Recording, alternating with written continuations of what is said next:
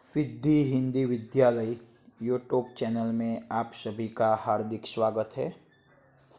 विद्यार्थी मित्रों, आज हम कक्षा 9 विज्ञान और टेक्नोलॉजी विषय के अंतर्गत चैप्टर नंबर 14 नैसर्गिक स्रोत के बारे में आगे अभ्यास करेंगे। बच्चों, पिछले टॉपिक में हमने समुद्री लहरें और ज़मीन लहरें के बारे में अभ्यास किया था।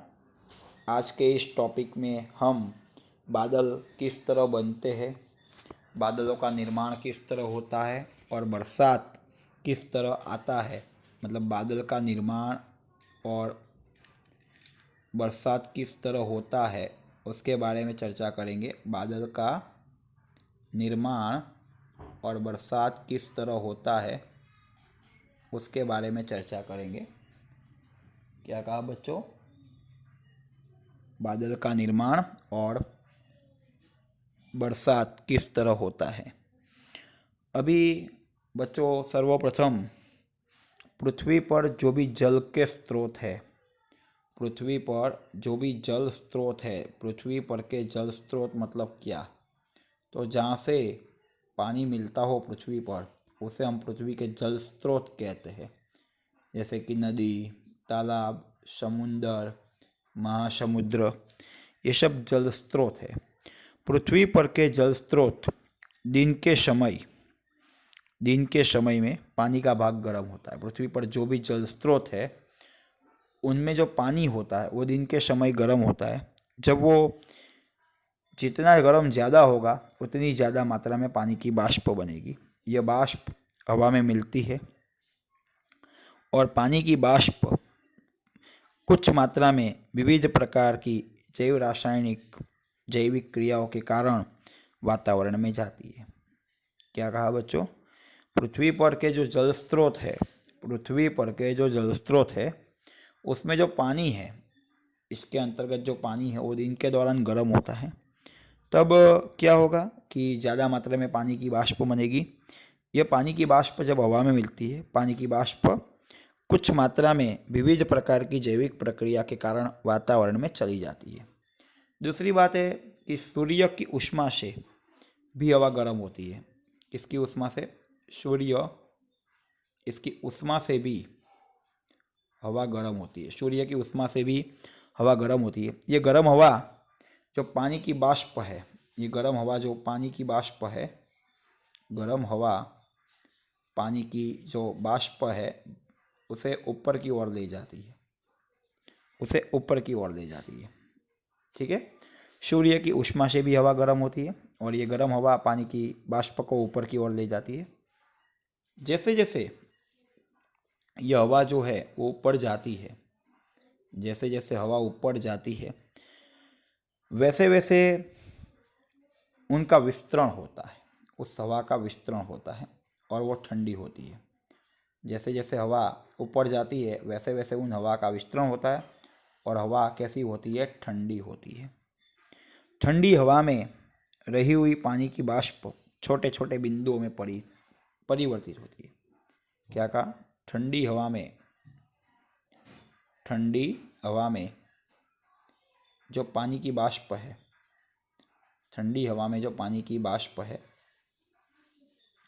बराबर, पानी की वाष्प वो छोटे छोटे बिंदुओं में परिवर्तित होती है। छोटे छोटे बिंदुओं में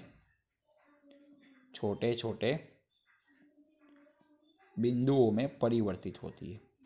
तब पानी की वाष्प में से क्या बन जाएगा? छोटे छोटे बिंदु। ऐसा क्यों हुआ? क्योंकि पानी की वाष्प जब ऊपर चढ़ती है वैसे वैसे उसका विस्तृत होती है, ठंडी होती है। और ठंडी जब होगी और ठंडी हवा में जो पानी की वाष्प होगी वो छोटे छोटे बिंदुओं में परिवर्तित होती है। फिर हवा में तैरने वाले धूल के रजकण, हवा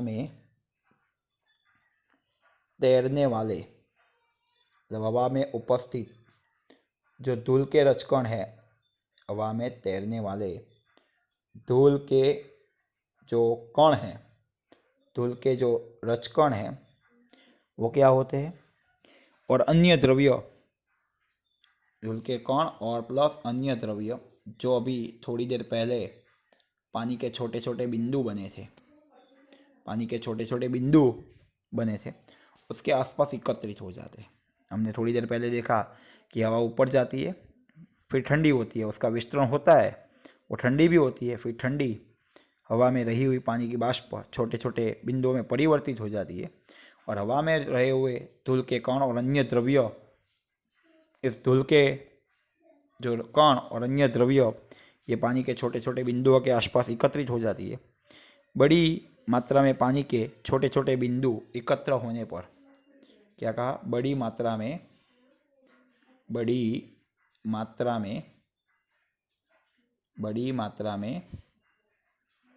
पानी के छोटे छोटे बिंदु, जो पानी के छोटे छोटे बिंदु, छोटे बिंदु एकत्र होते हैं तो बादल बनता है। पानी के छोटे बिंदुओं की संघनन की प्रक्रिया से पानी के छोटे बिंदु जो होंगे, पानी के छोटे बिंदु इनका संघनन होगा, इनके संघनन की प्रक्रिया से पानी के बिंदु के आयतन में बढ़ोतरी होती है और पानी के बिंदु, ये संघनन से क्या होगा, पानी के बिंदु के आयतन बढ़ोतरी होगी और ऐसा होने से क्या होगा, पानी के बिंदुओं का वजन बढ़ता है, पानी के बिंदुओं का वजन बढ़ता है और ज़मीन पर, और ऐसा होने से वो ज़मीन पर बरसात के रूप में नीचे गिरते हैं। कभी कभार हवा का तापमान बहुत ही कम हो जाए तब भी हिम वर्षा होती है। हवा का तापमान बहुत ही कम हो जाए तब हिम वर्षा होती है। पूरे प्रश्न को वापस देखते हैं बच्चों कि बादल कैसे बनते हैं और बरसात कैसे होती है। बादल का निर्माण हम सब जानते हैं। पृथ्वी पर के जो जल स्रोत है उनमें जो पानी है वो दिन के दौरान गर्म होता है और गर्म होने के कारण उन पानी की बाष्प बनती है। ये बाष्प में हवा में जाती है। पानी की जो बाष्प है कुछ मात्रा में विविध प्रकार की जैविक क्रियाओं के कारण वातावरण में मिल जाती है। सूर्य की ऊष्मा से भी हवा गर्म होती है। ये गर्म हवा पानी की बाष्प को भी ऊपर की ओर ले जाती है। मतलब सूर्य की गर्मी से भी हवा गर्म होती है।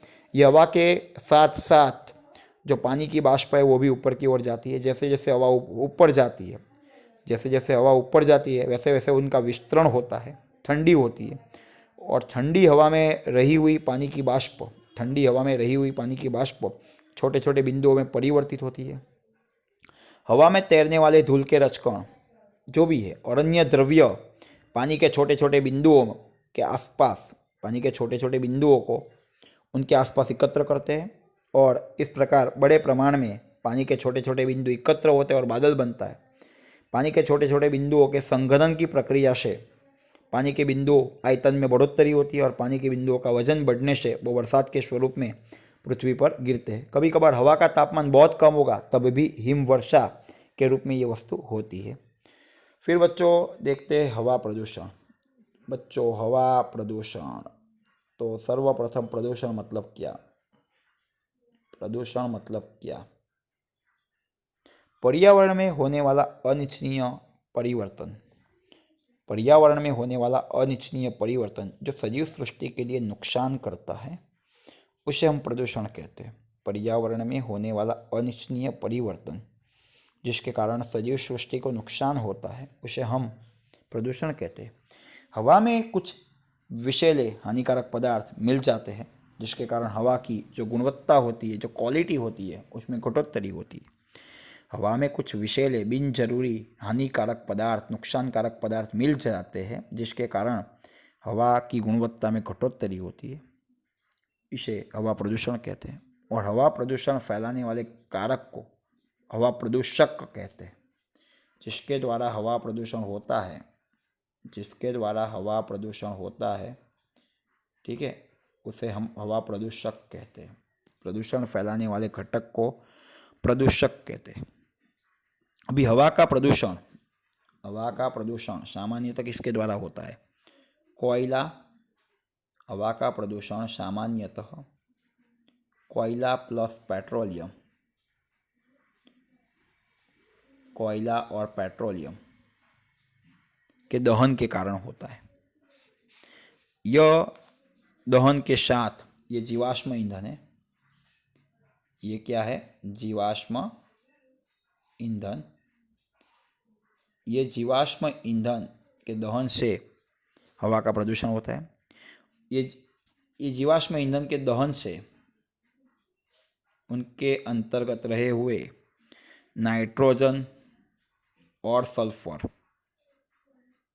के दहन से, नाइट्रोजन और सल्फर के दहन से ये नाइट्रोजन और सल्फर के ऑक्साइड बनते हैं और वो हवा में मिल जाते हैं। ठीक है। जीवाश्म ईंधन दहन द्वारा जो भी जले बिना के कार्बन के कण हैं वो निलंबित कण के रूप में हवा में मिल जाते हैं। यह प्रदूषक हवा में मिल जाने पर हवा की गुणवत्ता कम होती है।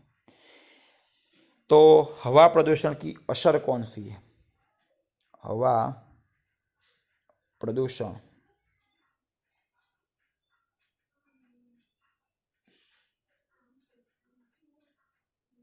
की असर, क्या असर होती है हवा प्रदूषण की? तो नंबर 1 की हमने देखा कि हवा में ऐड होने वाले नाइट्रोजन और सल्फर के जो ऑक्साइड है वो श्वास लेने में नुकसानकारक है। नाइट्रोजन और सल्फर के जो ऑक्साइड है वो श्वास लेने में नुकसानकारक है और उसको श्वास में लेंगे तो कैंसर, हृदय रोग, एलर्जी जैसे रोग होते। फिर हवा में रहे हुए सल्फर और नाइट्रोजन के ऑक्साइड बरसात के साथ मिल जाते हैं और एसिड वर्षा करते हैं, जिनके कारण त्वचा के रोग होते हैं। जमीन और पानी में रहने वाले सजीव जीवों पर भी, उनके अस्तित्व पर भी खतरा रह सकता है। हवा में जो सल्फर और नाइट्रोजन के ऑक्साइड है वो पानी के साथ मिलेंगे, एसिड वर्षा होगी जिसके कारण त्वचा के रोग होते हैं। फिर जमीन में रहने वाले और पानी में रहने वाले सजीवों को भी नुकसानकारक असर होती है।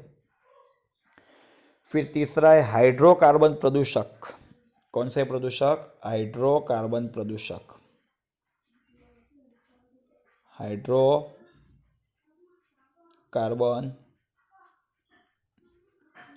प्रदूषक निलंबित रूप में हो तब वातावरण को गुंगला बनाता है। ठंडी के समय में निलंबित कणों के साथ पानी संघनित हो जाता है, मतलब मिल जाता है, और जो कोहरा बनाता है जिसके कारण वाहन के अकस्मात बढ़ते हैं। हाइड्रोकार्बन प्रदूषक निलंबित कण के रूप में ज़्यादा मात्रा में होते हैं और वायुमंडल को गुंगला बनाते हैं। गर्मी की ऋतु में निलंबित कण जो होते हैं वो पानी के साथ संघनित हो जाएंगे और कोहरा बनाते हैं जिसके कारण वाहन अकस्मात की संख्या बढ़ती है। मतलब 3 बात है। नंबर 1 श्वास में तकलीफ होती है और उसके कारण जो भी रोग होंगे। नंबर 2 एसिड वर्षा, और नंबर 3 जो हाइड्रोकार्बन कण है वो निलंबित स्वरूप में रह जाते हैं। धन्यवाद। यदि ये वीडियो आपको पसंद आया हो तो इस वीडियो को लाइक कीजिएगा, अपने मित्रों को शेयर कीजिएगा और इस सिद्धि हिंदी विद्यालय यूट्यूब चैनल को सब्सक्राइब करना न भूलिए ताकि आने वाले वीडियो का नोटिफिकेशन आपको जल्द से जल्द मिलता रहे। धन्यवाद।